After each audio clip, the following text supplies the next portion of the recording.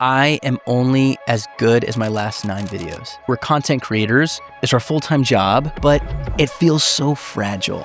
This is the kind of work that really excites me. As someone who's been a creator, an artist, and talent advocate my entire career, I want to take everything I've learned to advocate for creators so that they can start advocating for themselves.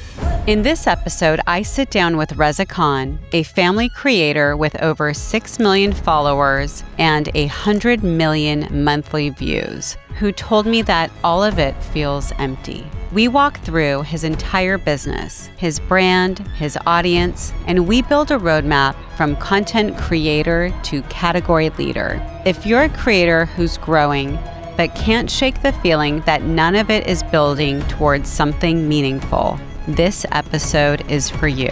I am a good content creator. I want to transcend. I want to become a household name. If you want to start building a meaningful business, you need to have people who are passionate about you. You have to make them believe in something that's bigger than themselves and you. You're operating from such a deeper sense of purpose. You're not operating from a place of views or brand deals. I feel so seen right now when you said that. Most creators are focused on grabbing and sustaining the attention of their community, of their audience. And then what I'm focused on is how are we grabbing attention and sustaining attention with the people that are going to actively fund your career in a much bigger way. And you're doing it for a cause. She's cooking. She's cooking right now. So Reza, you have 100 million views a month, over 6 million followers across platforms. Brands are dying to work with you. By all external metrics, you are crushing it. But behind the scenes, you shared something deeply personal with me, that all of this feels a little bit empty, a little bit wasteful, that you don't necessarily feel like all of this momentum is building into something meaningful. And I think that's the perfect time to take a pause. You're no longer at the beginning of your creator journey. You're at a critical inflection point. So I'm really excited to sit here with you today and to unpack this and really dive into what all of this could become. I'm absolutely stoked. When I tell you for the last 6 months, I have been like yearning for a conversation like this because I've been feeling this for at least like a year and a half of, okay, we're here, we're content creators. It's our full-time job.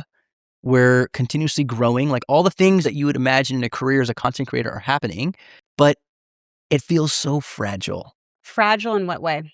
I feel like I am only as good as my last 9 videos. Meaning, if a brand manager who's trying to cast for a campaign, which is the primary way that we make revenue and create our living, if they come to my page and they see that in that first homepage, that first 9 video grid, and they see, okay, how many views is he driving? What types of videos does he have good breadth? Does he have good surface area? As a creator, they're going to look at those 9 and right away make their assessment of like, okay, yeah, he's worth it or he's not. And I have to be on and continuously evolving to survive in this industry. And I think about what we're doing, these numbers, like you mentioned, 100 million plus views. We've driven billions of views over the lifetime of our channels. That I'm like, as much as those numbers are amazing, to grow and sustain and scale a business that is just reliant on some person who quickly gets 5 seconds, looks at my page and says yes or no, it feels way too delicate to scale. You're right. And actually, you're being generous. They usually only give it 2 seconds before they jump off the page. Yeah. But this is the kind of work that really excites me because it's not about generating views. It's about building and designing what your life is going to look like. So let's take a step back and can you walk me through what your business looks like today? So it's evolved a ton from where it started, but today I am the main content creator of our family. And it's funny because in the past, my wife was the one that had the content creator dreams. Since 2016, every New Year's resolution, it'd be New Year's Eve at my mom's house. And it's like, oh, what's your resolution? My wife's like, I'm getting 10,000 followers this year. And we're like, yeah, let's do it. Woo. And I was working in tech. I used to work at Google. And she would always be dreaming about that. It was her dream. And then eventually certain big moments happened that gave us that spark to start this career. What was the biggest spark that made you start creating? So for both of us, it was when we got married. It was our first dance. So there's like a whole population of people that know us for that first dance at our wedding, where it was a very traditional Indian, Pakistani, Iranian wedding, but we were like breaking it down to Usher and Missy Elliott at the wedding. So it had like a lot of very big reactions, got like 20 million plus views on YouTube, and we got some followers from that video. And that's when the problem solver, monetizer in me is like, okay, now I'm willing to invest in this. I'll make content with you. And then we started making couple content, and like a lot of big beginner creators, the name of the game is like, let me just chase going viral. I just want to go viral because if I get views, I'll get followers. And if I get followers, I'll get brand deals. And that's what we did. And in the first couple years, it was me and Puja, my wife, going every single day, trying to make the next viral video, continuously iterating, going with no direction. There's no vision. It was just like, what can we make that the algorithm will love? And from that, we kind of found our brand as like this like couple comedy type of brand. Fast forward, we become parents. All of a sudden, our content shifts from Reza and Puja the couple to Reza, Puja the parents. He's adorable, by the way. He's so handsome. Oh man, he is a stunner. I love that boy. The storytelling and the content was so exciting, so much fun. And we were growing more than ever because all of a sudden went from like Reza and Puja the couple to Reza, Puja and this adorable son. And they make these really cute, hilarious videos about the joys and the craziness of raising a baby, a toddler, all these kind of things. Fast forward, my wife gets pregnant with our second child. And that's when Puja, the one who initially dreamed this dream, who wanted to be the content creator, the star, all these things, she felt very called to being mom. Good for her. Yeah, it was awesome. And at the time, we had a whole like YouTube series where we had a camera that would follow us around our neighborhood and like just capture the realness of our life. And there was like the moments where she was kind of like, do you want to just do this episode? And maybe like you can do it with like share, but like more focused on you. And like, I'm not really feeling excited about it. And that was the beginning of the latest iteration of our brand, where I'm like, okay, this is interesting. What if I lean into just being Reza the dad? And it's kind of like from my POV, my life as a parent, my life as your husband, as a man, all these different things. And that was the first time where we took a step to really niching down. Got it. In the past, it was like, I'd make a video and I'd be thinking, is this funny to my grandmother and my sister and my neighbor down the street? Like, is it funny to everybody? To now being like, I actually don't care to relate to my grandmother and my sister. I actually just want to relate to parents. And so how long ago was that pivot? That was November 2024.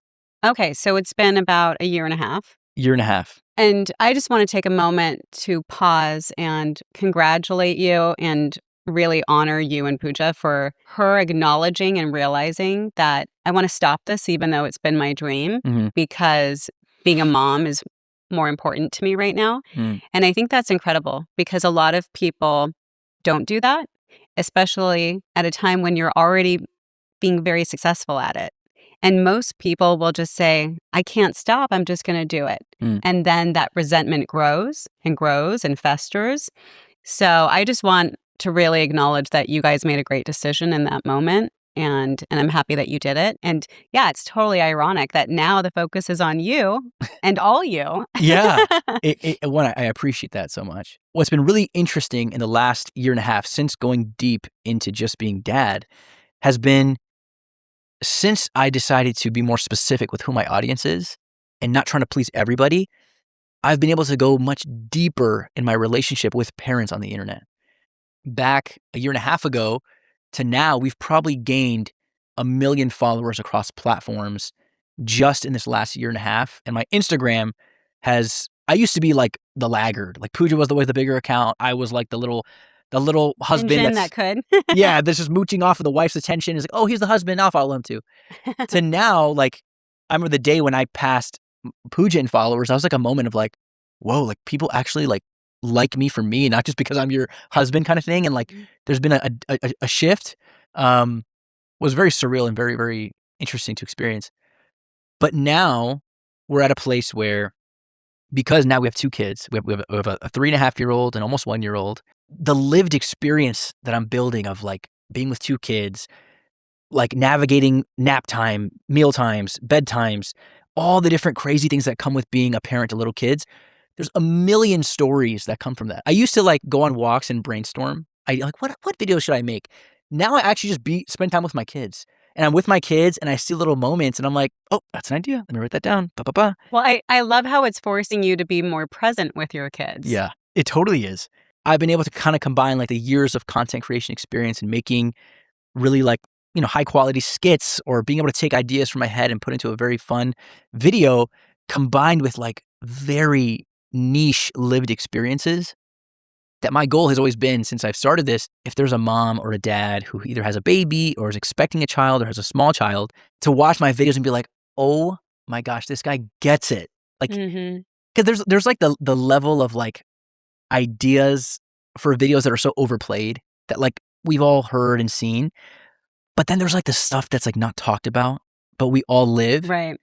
It's And that inner truth. yeah. So like little things, like if I make a video about when you're feeding your kid, like do not make eye contact because if you make eye contact, it's all gonna be ruined and they're not gonna eat it.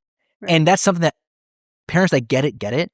So when you make a good video that speaks to that, and now for all those parents, they're like, oh my God, this guy gets it, that I have a much deeper relationship with my audience today than back in the day when it was just like trying to chase viral views and just be a quick laugh and they scroll and move on, to now trying to have a more meaningful connection. Absolutely. You're leading with intention to really grow that relationship.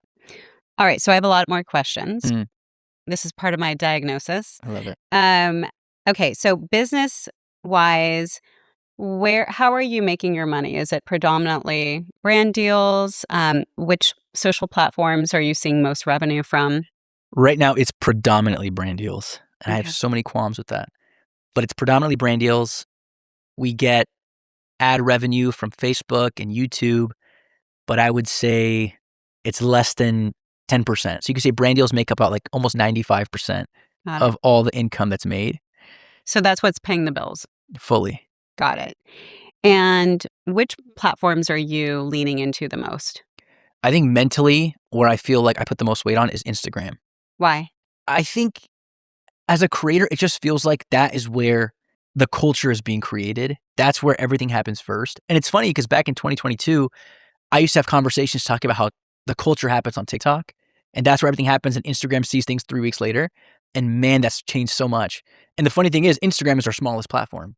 Oh, wow. That's interesting. It is. But it's also the platform where we monetize the most, which is odd. Oh, is it through the brand deals then? The brand deals. Got it. So most of the brand deals are happening on Instagram. Yeah. It'd either be a reel or a reel syndicated to TikTok or maybe syndicated to YouTube Shorts. Like on YouTube, we have over 3.9 million followers. TikTok, over 1.5 million. And then my Instagram is a little over 900K. But almost at 1 million. Almost there. We're going to get there. Hopefully by the time this goes live, it will. You'll be at 2 million by the time this goes live. But it's not about the numbers. Yeah, exactly. Okay, so then that also answers my second question. The majority of the viewing is happening on mobile. Yeah. Okay. And what can you tell me about your audience, where they live, psychographics, demographics? Who are they? I would say they're very much 80% women. I would say, I'm sure there are followers that are, other demographics, but who's actively viewing are parents. They probably have a toddler or a 5-year-old or a baby. So I'd say moms predominantly, and probably then they share it to the husband and dads come secondarily. There's another funny, interesting demographic of like 10 to 14-year-olds where like these like, they always recognize me from YouTube because I guess they don't have social media profiles, but they watch YouTube. Right. Yep. And they're like, are you on YouTube? And I'm like, oh yeah. They're like, oh, can we have a picture? So like, I don't know, I guess somehow, in the family realm of like family friendly content, it makes its way to like these kids' iPads or something.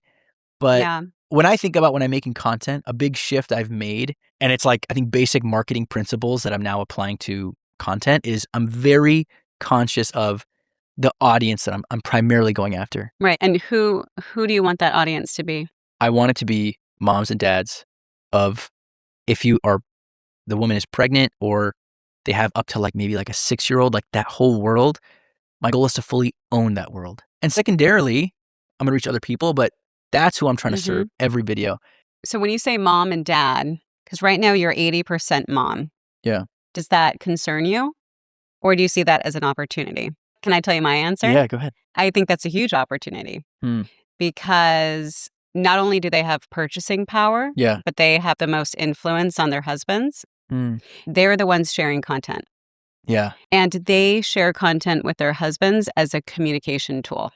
Right? The I don't DMs. know. Yeah, I don't know if you and 100%. Puja do this, but my husband and I mean, he sends me more DMs than words he says to me in a day. Yeah. And then what I usually send him, and I know that other women do this too, it's signals. It's either, hey, here's something I wish you'd be doing, or Pain. here is someone who's doing awesome things that you're doing, and I'm acknowledging you for it. I love that.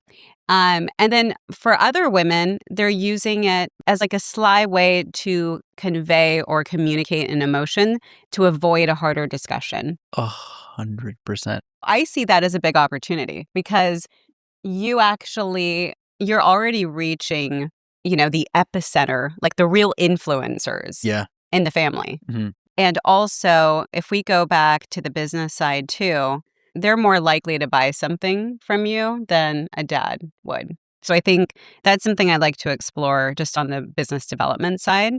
But going back to the audience, how important is it for you to be recognized among dads as a modern dad that makes them feel seen? Like, is it more important that you're speaking to them or to their wives as well? That's such a good question. And I appreciate it so much because to even ask that question, you have to have the knowledge and experience that you do.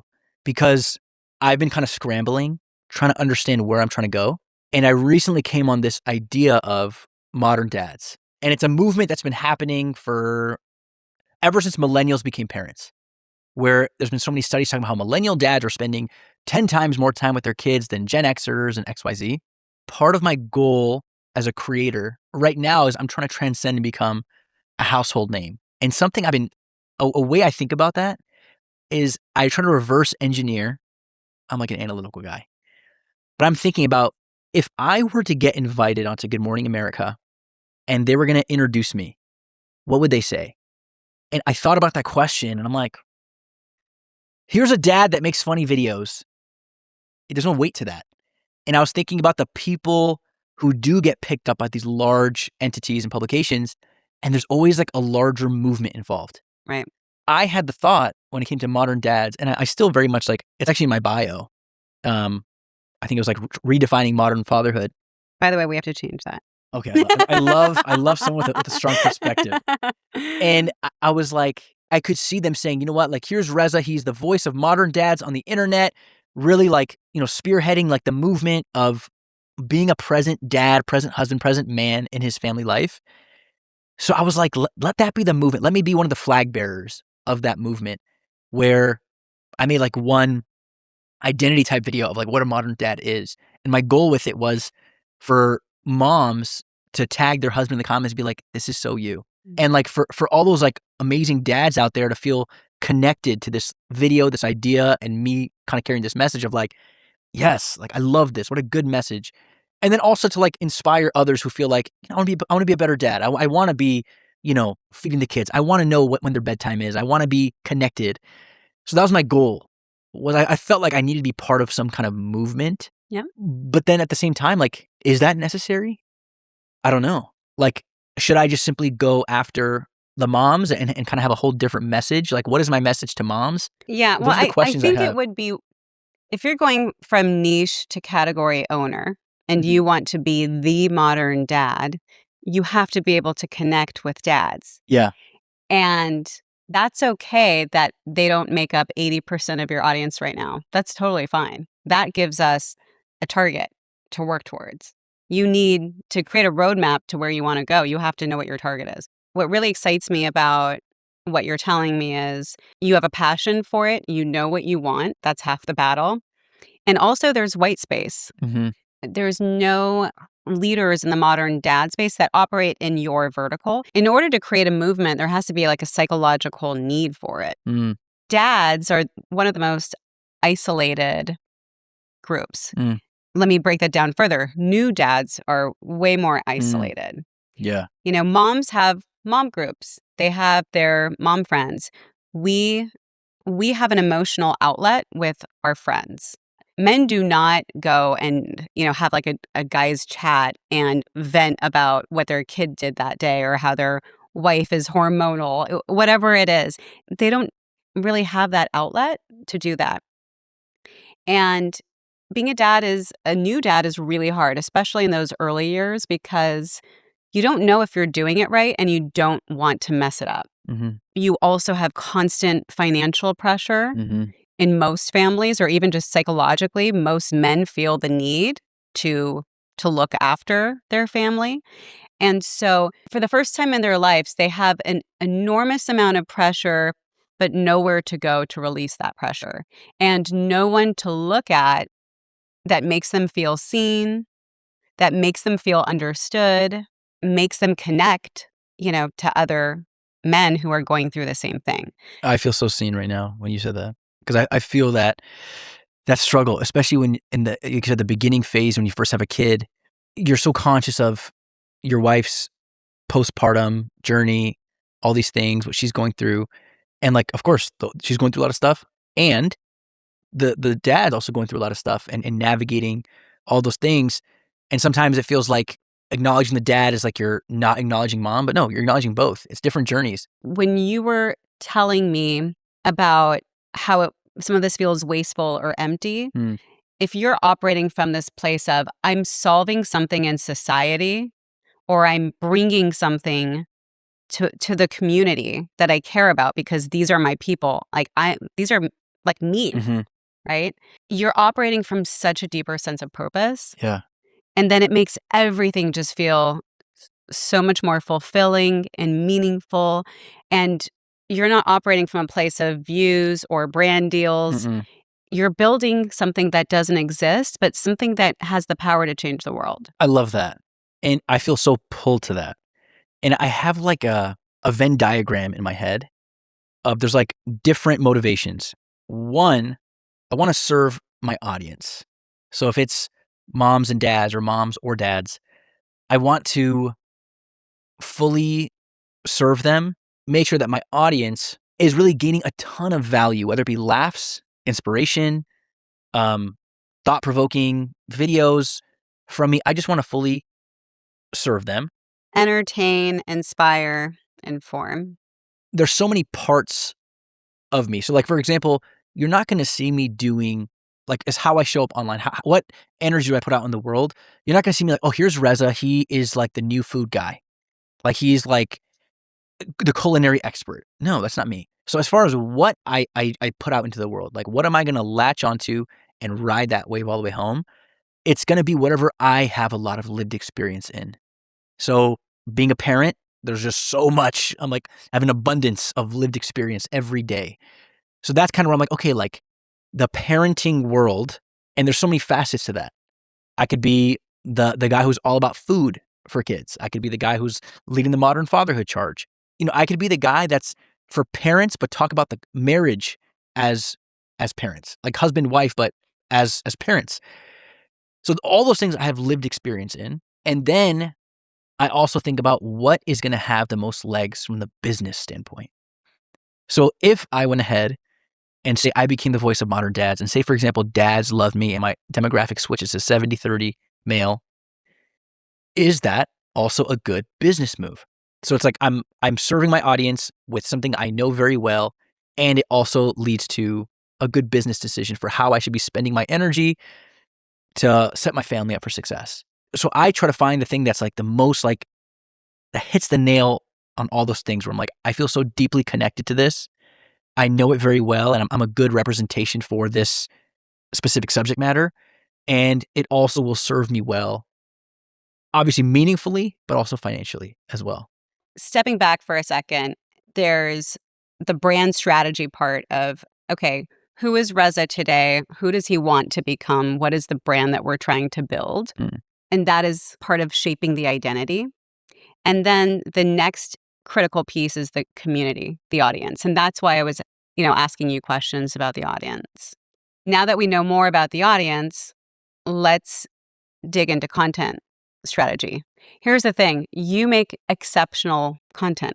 That's so Like, nice. it is so funny, so relatable. You're, it's hard for me to believe that just a few years ago you were, a corporate executive at Yeah. Google, Yeah. and then you jumped into this world of creators, and you're like, you have such great talent. Thank you. I appreciate that. And you know what? For me, it's always scary too, because when I meet a creator and then they're like, "Oh, check out my, my content," and then if it's bad, I'm like, Mm. "Ooh." But yours, I actually texted you, and I'm like, "You are amazing." Okay, I was filming with my videographer, and I got your text, and it fully, like, made me pause, and my videographer's name is Beans. I'm like, "Beans, look at this text I just got." And he read it, he's like, "Wow." 'Cause, there's I think this is what makes you really good, and from the very first conversation we had at the SOCOM after party, which I was telling her, I was like, it was so there was nothing that teed up the conversation. It was very just like, "Oh, hi, by the way, I'm Reza. Oh, what do you do?" Whatever. And immediately you just have this level of calm, presence, and polish. And to have those 3 things, you ha that stems from just being so secure in your experience. When you sent me the text where you were like, "You're really good at what you do and all these different things." In this world, so many people are so focused on what they're doing. It's so rare for someone to see somebody else, and especially in the creator world where it's so isolating, where the only form of recognition we get is how many views we got on a video. And we don't have a boss. There's no recognition system like I used to have when I was at Google, where you have these little like perks and things. So when you sent that text, I was like, oh man, that hit me so different. It felt so validating for me, especially also I'm one of those creators that's like very critical of how I operate and myself and what I'm doing. Also, given who you are and like your experience in the game, how long you've been doing it, how many people you've seen, to get your stamp of like, this is really good. It was amazing. It like honestly, it made my week. And maybe I didn't tell you that, but it totally did. I was like, wow, that felt really good. I also like, I try when I'm meeting people to not like lean so hard on who I am and what I do, my content, whatever it was. So I thought was also so special was like, we connected as people first. And I didn't know how much of an expert and thought leader you are in the space. You didn't know what I'm doing in the social media world. So it's cool that we connected as humans first. And then it's like, oh, you're actually like pretty good at what you do. And that was really cool. And I love that. Oh, well, thank you. And yeah, I mean, I really, we just connected from the moment we met, and I liked you as a person, and I was like, I want to help this guy. And so that's why it was great when then I finally dove into all your content. I'm like, ooh, I'm Okay. like, Whew. well, no, it was like, I really believe in what you're doing. I love Like, that. it made me feel, before I wanted to help you as a person, Mm. but now it's like a greater sense of, I don't want to say duty or obligation, but when someone has real talent, Mm. like, I want to help them because I see their potential and I see what the future holds for them. And I think most talent, you're so like deep in the trenches. It's really hard to actually see for yourself. 100%. When people see me in public, they're like, are you the guy from Instagram? Mm-hmm. They're not saying, Reza. They're not saying that.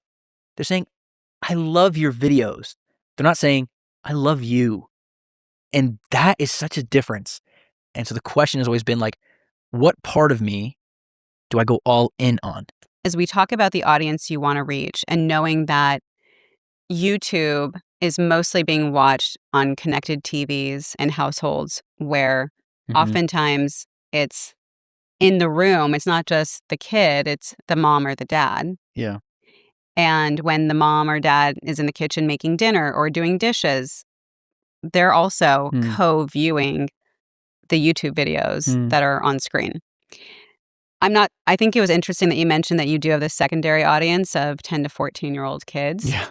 And I think that could be a whole other wave of reaching families. Mm. And more importantly, when I think about your revenue, what's the easiest way that you can diversify and not be so reliant on brand deals? You need to start making money on the platforms. Yeah. And you should be. With the size of your audience, there's no reason for you to be making enough money on a monthly basis to cover your bills. Mhm. And you have the storytelling capability, you have the talent, the raw talent to to do that, to really go back to long form. I don't know why you guys stopped making long form or if it was the kids having a new baby. But I would consider Mm.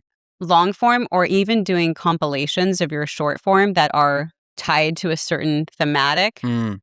right? Yeah, that's a really good idea. And also, I love the characters you play as your kids. And I know that, 10 to 14-year-olds or even younger, they like to watch, funny versions of themselves play out on Yeah. screen. And there's a whole nother element that as your younger son gets older, Mm. there's the sibling dynamic, Mhm. which it unlocks a whole new path of Mm. content ideas. Mhm. And even you could do it from the perspective of the kid Mm. and how they see their dad. Yeah. And then you're then speaking to that audience. Yeah. No, it's so fascinating because there's so many of these, like the secondary, the 10 to 14, that I've actually seen comments where I'll make a video about like my picky toddler and how like he refuses to eat and what I do, my tactic. And on TikTok, I'll see some of the young people like, oh my gosh, like my parents did that to me or different stuff like that. Like Yeah. I did that to my parents or whatever it is. So there is that piece. So that is very fascinating. Yeah, I think you have an opportunity to be the dad that moms show to their husbands Hmm. and also that kids show to their dads. Ooh, that's And then you fascinating. hit the trifecta. Hmm. We're talking now about not just content, but revenue, because Yeah. long form unlocks, passive revenue Yeah. because now you can upload to Spotify, you can distribute it to Tubi and other connected TVs Mm-hmm. around the world. And if you lean into long form right now, you're going to build a much longer, path towards passive monetization in the future. And you're going to build your library of high value, high premium family content. You mentioned to me that you are possibly talking to some companies to get Yeah. new ideas for monetization. What are some of the ideas that have been suggested to you? Yeah. So that once again, this stemmed from the idea of like, right now I have rented attention. What can I create that'll be valuable for my audience? Right. Where if they had $30, they'd be like, I wish I could use this money to buy something that would solve this problem for me. So how can I solve problems? Mm-hmm. That's kind of what pulls me the most when I think about the modern dad thing, the picky toddler thing, the entertainment thing. My ultimate goal, I think, is to solve problems. And for what I think is going to be my main audience for years to come in my story, I think it's going to be Reza solves really big problems for parents and identifies solutions and is able to scale those solutions out to impact parents all across the world. So, what's on the digital storefront? So specifically, I think there's opportunities for me to, when it comes to food, because I do a lot of content with food and like, recipes or guides to, the 10 recipes that got my kid to eat protein through his toddlerhood. That might be like, it could be a free download or it could be like a small monetary type download where it's like a curated guide that I put together for maybe like, I don't know, $8 at scale. There's so many stay-at-home moms that maybe drop their kids off to school, or they're with their babies and they're looking for some side income. And there could be something where I have like some type of course on like how to make 4-figure monthly income with these 6 steps or whatever it is. And it's like some type of fee they pay with a goal of actually creating something valuable where someone who has no social presence can follow these steps and turn it into a 4-figure income monthly. So I think about the problems that exist. I think problems that exist are parents struggling to feed their kids, picky kids. I think about financial issues and how like moms are at home with kids. Like what can I make passively? And I think I can solve that problem and give some guidance there. And then another monetization thing I think is like some type of community where it's like one of those like subscription things with a Mm-hmm. community. And I haven't fully baked it out, but what is something I could offer to a paid monthly community that would be worth, I don't know, maybe, I don't know, it's $2 a month or $3 a month that each person pays that could reach, tens of thousands of people and they all subscribe. Like, what is something I could offer where they're like, this is so worth the investment? So those few things come to mind. Can and I then tell you why I merges don't one. like any of them? I love that. Go ahead. And it's funny that your last one involved the C word because that was the reason why I didn't like the first two. It doesn't do anything to build a community. Hmm. It's a way to make money, but it's not tapping into your community and creating movement Hmm. around them. So it's just a monetization Yeah. opportunity. It's not building your brand, building your platform, Yeah. building your role in society. Which would be I always looked at it as like two separate things. Like I could make money and build my brand and community at the same time. So I'm so curious what you think. I think I'm all about community first. Yeah. And especially if you want to become a category owner or a category leader, you have to have the strongest relationship with your audience Hmm. than anyone else who makes similar content as you. That's what category ownership is. Hmm. It's entirely based on the level of your relationship with your audience. And to create a movement, you need to have people who are passionate about you, who are evangelizing you, Yeah. and who you have to make them believe in something that's bigger than themselves and you. Hmm. And I'm not a fan of launching any monetization thing unless it's serving a strategic purpose. The reason why most of these things don't make that much money. Yeah. And conversion for massive creators is actually very low. Yeah. What I think is your most immediate revenue opportunity is actually testing conversion. So I don't know if you're doing any of this, but I would recommend linking, like doing YouTube shopping, Hmm. linking affiliates. The reason is not to make money, but it's to gather data on your audience, their shopping behavior, what they're buying. Mm-hmm. I had a few of my clients start doing this. Mm. And I was like, look, I'm not telling you to do this to make money. I'm telling you to do this so we can learn about your audience and see how they're spending. And that's going to inform us, not just inform us on, business, like where we should be focusing our efforts from a business side in the future, but it's also giving us data to then share with brands when we're pitching you to them. So if we're seeing huge conversion here, I can go pitch that brand and tell them and actually show them some data. But if you want to start building a meaningful business, you need to start learning more about your audience. And that's what I think, those are like really easy opportunities to do it. Yeah. Going back to just thinking about the dads, it's really hard to capture a dad's attention and to make a dad follow an Instagram account. Mm. What they mostly care about is humor, which you've Yeah. already got. Yeah. But then I was thinking, like, on the experiential side, what could be interesting that could also work for content? And if we zero in again on like how new dads feel, Mm. right? They feel disconnected from their friends as well. And they don't want to mess things up for their kids. Dads also desire to be the hero of the family. Mm-hmm. What if you created a day among your dad friends? And this could be a video or it could be a series, but it could be an event and it's a celebration. It's almost like a dad Olympics or a dad decathlon, but the dads are competing against each other for their kids. Mm. The kids get to watch and they get to cheer on their dad. And it could be funny things like That's so cool. diaper races or, swaddling in 6 seconds, like who can do the quickest swaddle. I love that. And it can be physical because also guys like to be physical and they like to compete against each other. Like a piggyback ride race. Yes. Like however many kids you have, you got to hold all of them, and we're going to do like a 40-yard dash. Yeah, and we're like, how many shopping bags can you also hold at the same time? That is so good. And then the wives could also come, like it would be fun. There could also be a kid supervised zone, right? There could be like a beer garden or adults only zone. Are you talking about an actual live event I could throw? You could do a live event, but film it. And you make it a moment. Maybe it's a Father's Day. It's almost like I become Mr. Beast in the way that he hosts his games. Mm-hmm. But I like dad games. kind of portray that thing. And it's, okay, I love that idea so much because one, I've been thinking about like bringing my brand into real life and actually bringing people together, having family events and embodying what I do online, but like doing it for the community around me. And eventually that could be like things around the country where it's like we have this epic It could be the Dad Olympics that comes to a city near you. The beauty of it too is that you don't have to go to each city to do this. You're inspiring dads to do this in their own community with their friends.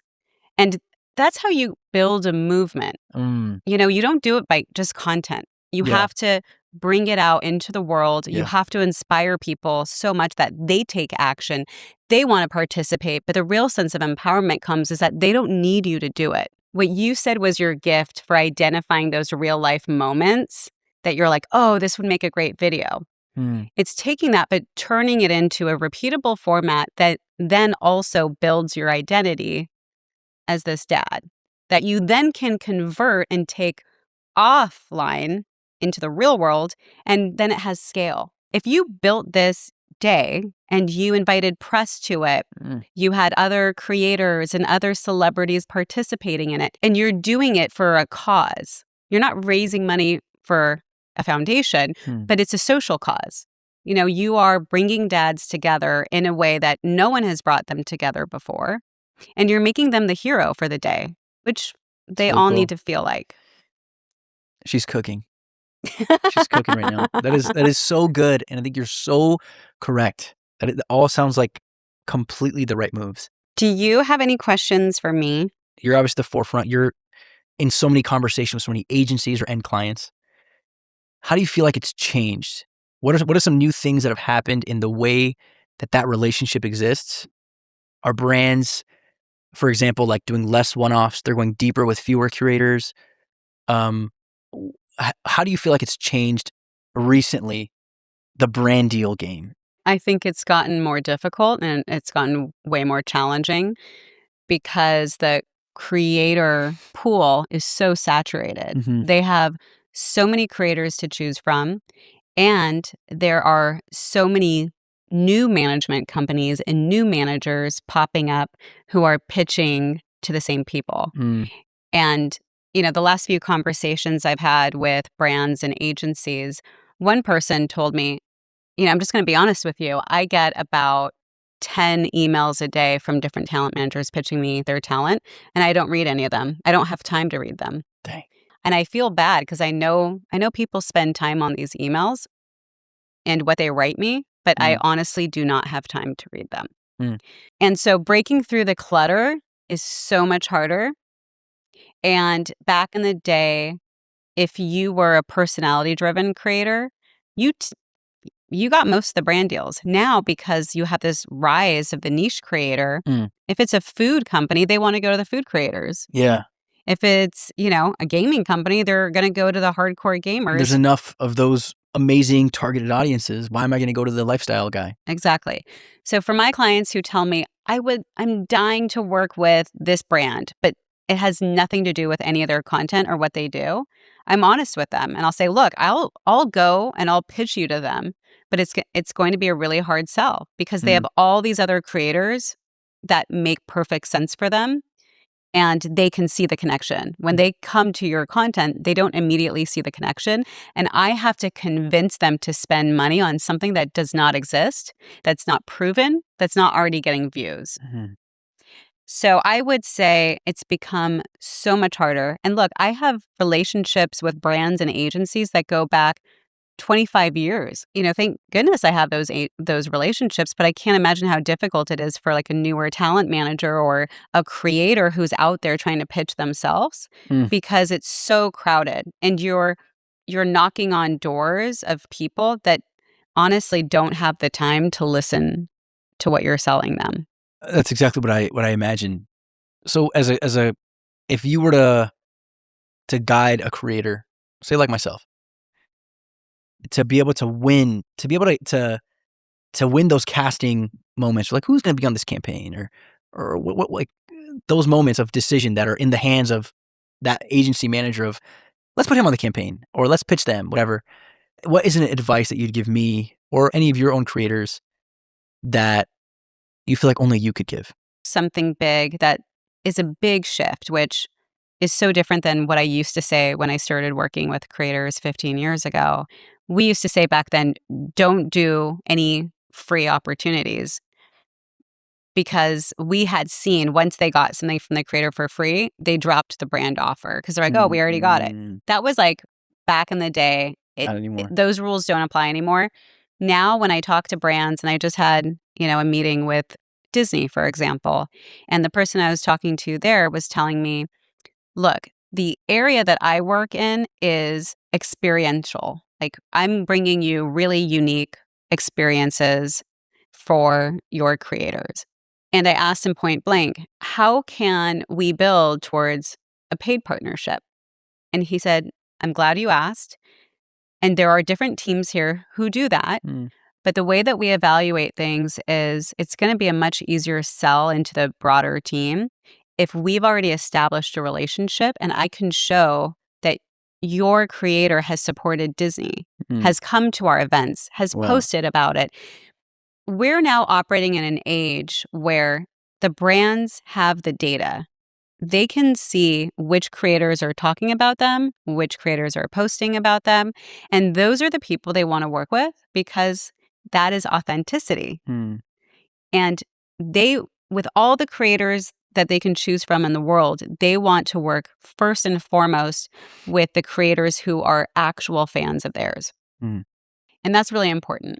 And last year I spoke at Creator IQ conference, and at that time they were unveiling some new AI tools. And, many top brands use this tool, this platform to discover talent, to manage their influencer campaigns. And what they're doing is they can literally pull up all the creators that have mentioned them in the last week, in the last month, in the last 6 months. But what creators don't know is that right now you have to actually write out the brand name in the description or in the caption for it to get populated. And so if you just mention it in the video, the technology's not there yet. They're hoping it will be with AI soon. But for right now, it's like you have to actually put it in the description. And, I talked to a lot of the brands at that conference and they said, yeah, honestly, we only want to work with talent that are already talking about us. So I think that's this is important insight for creators to know how the business actually works. Yeah.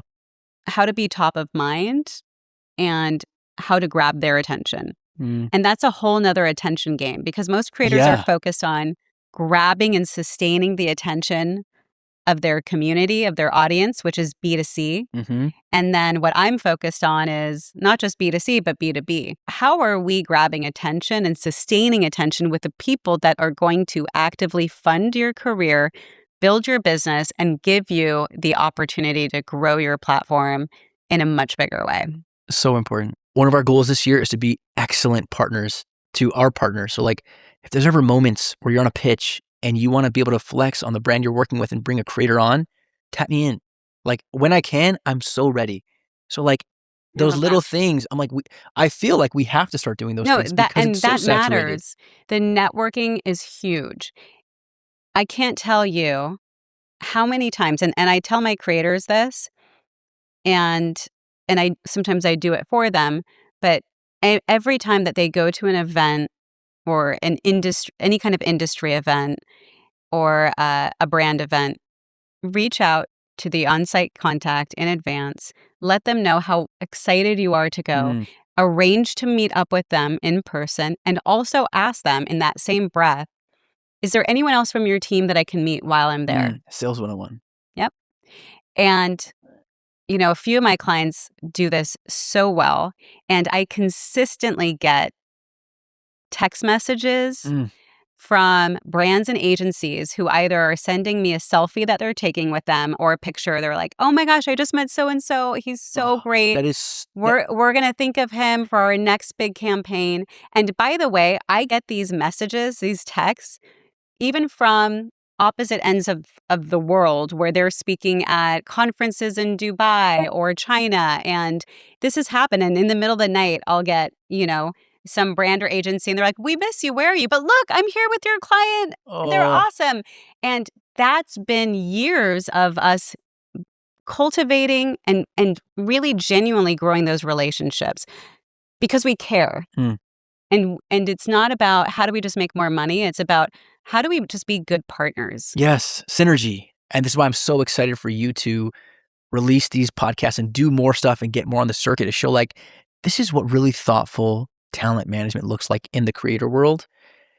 Then people will really start to understand like, wow, like I'm not getting that.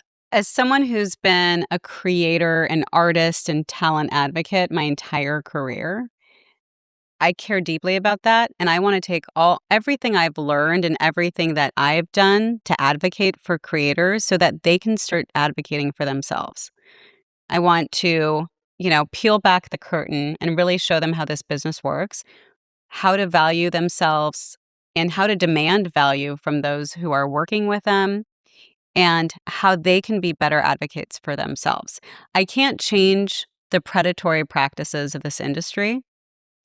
What I can change is the access to the knowledge and the experiences and all of that. That's what I can control. I can give access to that. I can give people, creators, access to that knowledge. And I think that's important. And then that's how we start sharing information so that creators can make more informed decisions for themselves and they can look out for themselves. Yeah. So, Reza, tell us where we can follow you on social. So on Instagram, I'm the Reza Khan. And on TikTok and YouTube, I share the stage with my wife. It's Reza and Puja. Follow along, join the community. We're building something really, really fun, especially if you're parents. You're going to laugh, you're going to be inspired, and you're going to enjoy the community. So I hope to see you guys there.